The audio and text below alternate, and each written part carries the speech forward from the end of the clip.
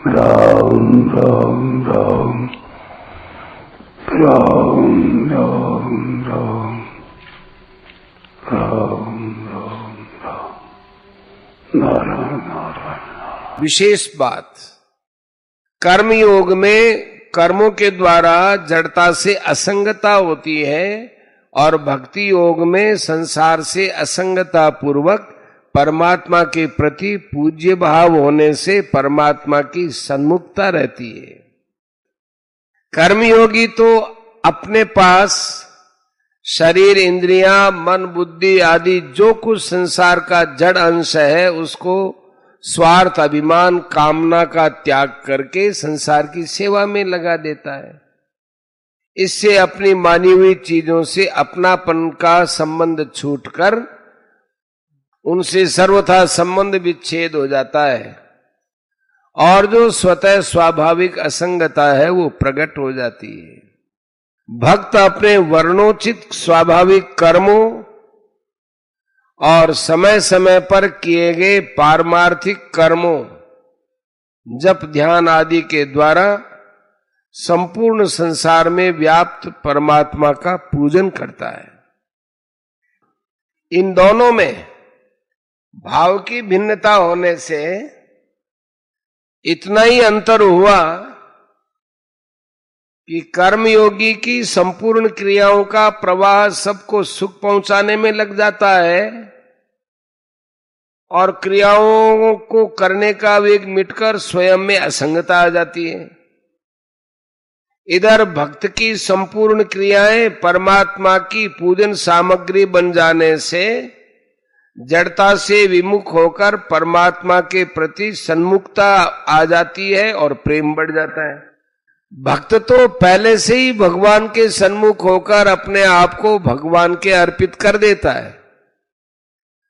स्वयं के अनन्यता पूर्वक भगवान के समर्पित हो जाने से खाना पीना, काम धंधा आदि लौकिक और जप, ध्यान, सत्संग, स्वाध्याय आदि पारमार्थिक क्रियाएं भी भगवान के अर्पण हो जाती है।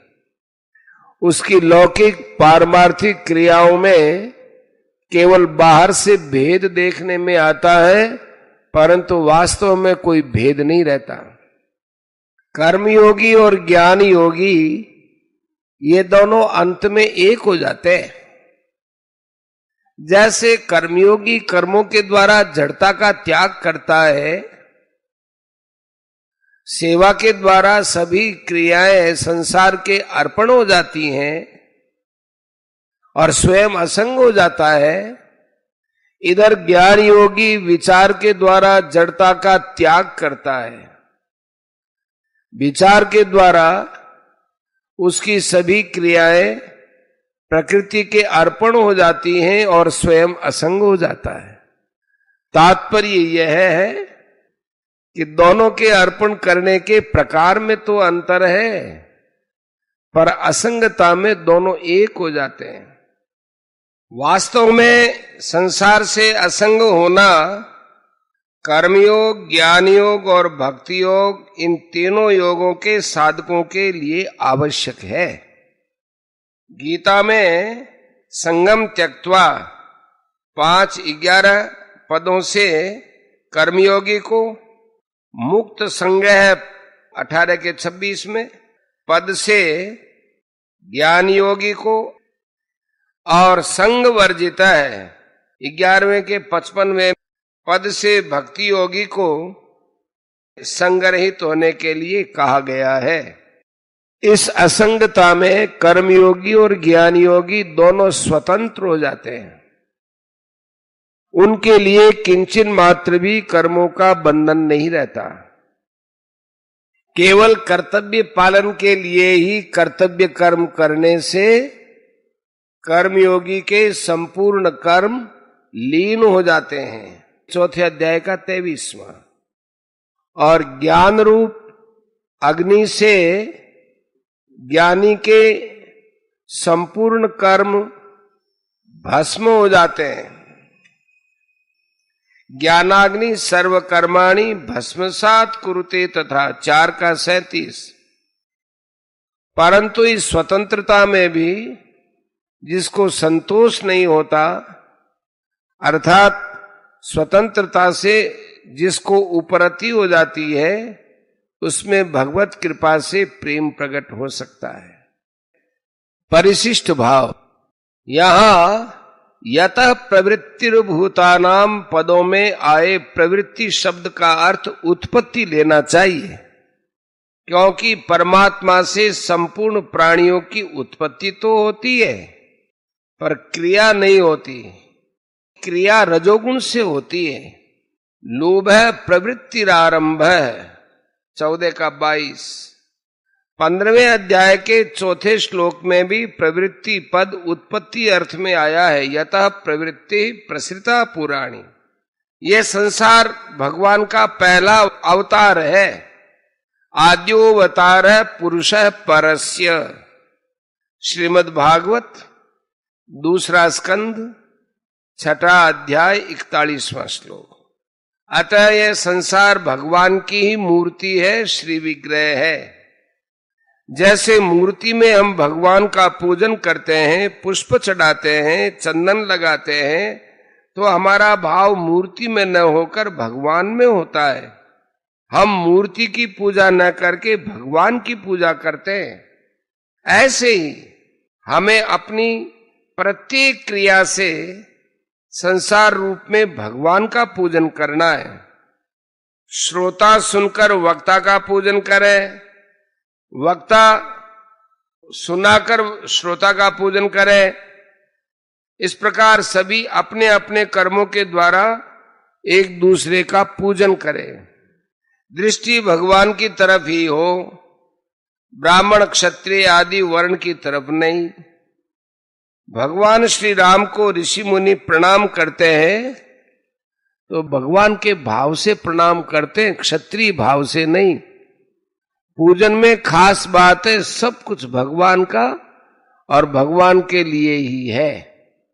जैसे गंगा जल से गंगा का पूजन करते हैं, ऐसे ही भगवान की वस्तुओं से भगवान का पूजन करना है।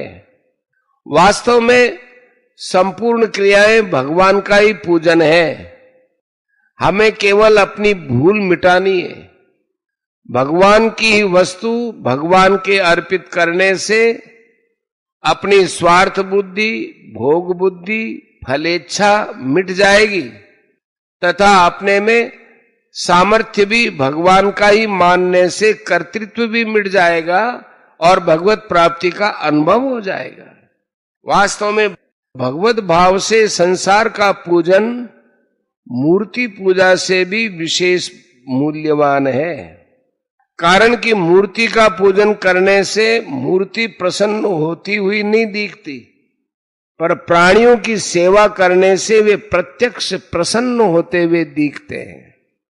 अगर व्यक्तियों को भगवान का स्वरूप मानकर कर्मों से और पदार्थों से उनकी सेवा की जाए तो संसार लुप्त हो जाएगा और एकमात्र भगवान रह जाएंगे। सब कुछ भगवान ही है, इसका अनुभव हो जाएगा। जैसे रस्सी में सांप का भ्रम मिटने पर सांप तो लुप्त हो जाता है पर रस्सी तो रहती ही है, ऐसे ही भगवान में जगत का भ्रम मिटने पर जगत रूप से लुप्त हो जाता है और भगवत रूप से रहता है। कारण कि जगत की तो मान्यता है पर भगवान है, ये वास्तविकता है। श्रीमद् भागवत में भगवान कहते हैं, नरेष्वभीक्षणम मद्भावम पुंसो भावयतो चिरात् स्पर्धा सूया तिरस्कारा साहंकारा वियंती ही। श्रीमद् भागवत 11वां स्कंद 29वां अध्याय 15वां श्लोक। इसका अर्थ है, जब भक्त का संपूर्ण स्त्री पुरुषों में निरंतर मेरा ही भाव हो जाता है और उनमें मुझे ही देखता है, तब शीघ्र ही उसके चित्त से ईर्ष्या, दोष, दृष्टि, तिरस्कार आदि दोष अहंकार सहित दूर हो जाते हैं। गीता में भगवान ने कहा है, अहम आत्मा गुणाकेश सर्वभूताशय स्थित। 10वें अध्याय का 20वां श्लोक। संपूर्ण प्राणियों के अंतःकरण में स्थित आत्मा भी मैं ही हूं। अतः भगवत भाव से किसी प्राणी की सेवा आदर सत्कार करेंगे तो वह भगवान की ही सेवा होगी। अगर किसी प्राणी का अनादर तिरस्कार करेंगे तो वह भगवान का ही अनादर तिरस्कार होगा। कर्षयंत शरीरस्थम भूतग्राम मचेतस 17 का 6। जैसे ज्ञानी मार्ग में गुण ही गुणों में बरत रहे हैं, गुणा गुणेषु वर्तन्ते, ऐसे ही भक्ति मार्ग में भगवान की वस्तुओं से भगवान का ही पूजन हो रहा है, परंतु दोनों में बड़ा अंतर है। गुणा गुणेषु वर्तन्ते में जड़ता की मुख्यता है, जिसका ज्ञान मार्गी त्याग करता है, परंतु स्वकर्मणा तमभ्यर्च्य में चिन्मयता की मुख्यता है, जिसका भक्ति मार्गी ग्रहण करता है। इसलिए भक्ति मार्ग में जड़ता मिट जाती है, संसार रूप से छिप जाता है और भगवत स्वरूप से प्रकट हो जाता है, क्योंकि वास्तव में भगवान ही तो है। साधक अगर जगत को जगत रूप से देखे तो उसकी सेवा करे, और भगवत रूप से देखे तो उसका पूजन करे। अपने लिए कुछ नहीं करे। मात्र कर्म अपने लिए करना बंधन है, संसार के लिए करना सेवा है, और भगवान के लिए करना पूजन है।